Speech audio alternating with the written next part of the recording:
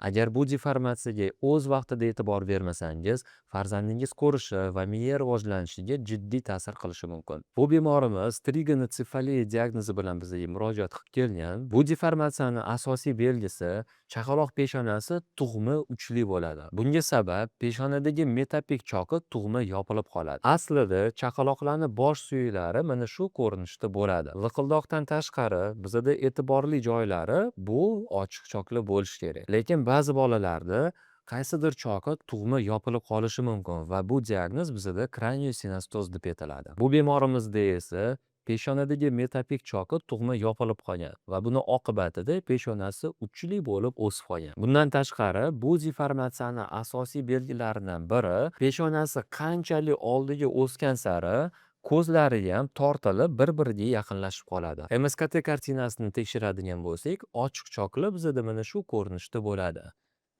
Bu bizada katta biqildog'i, bu esa bizada ikkita koronar choki. Ko'rishingiz mumkin, metapik choki esa bizada tug'ma yopilib qolgan. Natijada esa живой rasmda ko'radigan bo'lsak, bosh shakli mana shu holatga kelib qoladi. Bu deformatsiyani faqat shlem terapiya orqali davolab bo'lmaydi. Birinchi navbatda bu bemorimizga operatsiya qilindi, ya'ni metapik choki operatsiya orqali ochildi.